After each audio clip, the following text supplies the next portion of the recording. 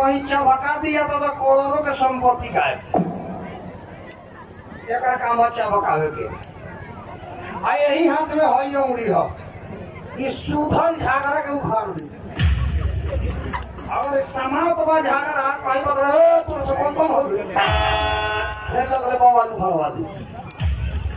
आ यही हाथ में हई हो उंगली हो कितना दिन जरवा ये अगर मेला ठेला में बता दिया है तो लोग मार के बिना पौधे को हनुमान जी बना दिया। हर जानवर पिटाई तो कम है लेकिन समदार का बेसी चल भाई यही हाथ में हई हो उड़िया ऐसे बड़े बड़े साधु महात्मा ऋषि लोग जन्नत करेला। लेकिन आजकल के जमाने में भाई साधु महात्मा ऋषि बड़ा कम बा। बेसी मिलत आई कौन दियाला छोटा कौन दियाला भगत नहीं तनी कहा साधु लोग हो जाता। साधु हो जरूरी बा। जेकरा घर में 4 गो बेटा बा कोई बाप के नाच जी लगा 2 गो आदमी रोज पोतो पिटता खींच के मारे मोठे में जाए ओए घरी बेसी साधु बना ले। जेकरा माथे चनन टीका उहे लेवला पैमानी के ठीका कितना भगत तो करी हो तो। अच्छा ये बात बताई साधु महात्मा के काम है स्कॉर्पियो को घूमे। स्कॉर्पियो को घूमे वाला की भगवान के मठ में पूजा करेला है। एक घड़ी के साधु महात्मा चला ना भैया बड़ी मजा मोटरसाइकिल देवा हम जाए चला बाप रे बाप देखिए भाई पूजा के पार्टी में मेरे शंकर भगवान के सिद्धू हल्ला दी अल्लाह की गांव के परेशान करे बोलू महाजग करे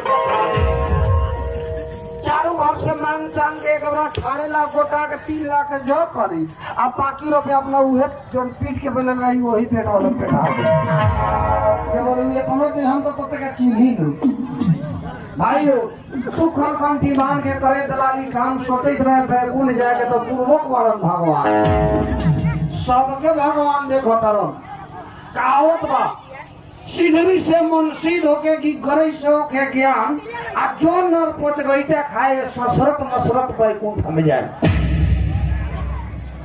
ईमानदारी बच रही तो टाल कुछ होगा। संसार में बहुत कुछ बा भैया यही ना मुसलमान लोग में हज करे जाते बाप रे बाप हज करके आई लो तो हेता हेता दाढ़ी बढ़ ले और कनी के हिंदी सुन लो हज का है बोली आई बताई कि जो आदमी हज करके आवेला ओकरा संपत्ति से कोनो लालच हो संपत्ति ओकर लुटात रही लेकिन ओकरा बोले का फर्ज नहीं है हज के होते हुए।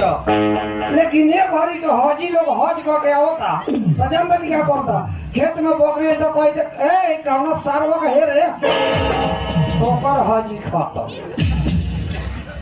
संसार के नेपाल इंडिया पूरा विश्व के बिगाड़े वाला 2 गोड़ा एगो हमनी के हिंदू में पंडित जी आ मुसलमान में मौलवी मौला ये 2 आदमी बिगड़ले बा।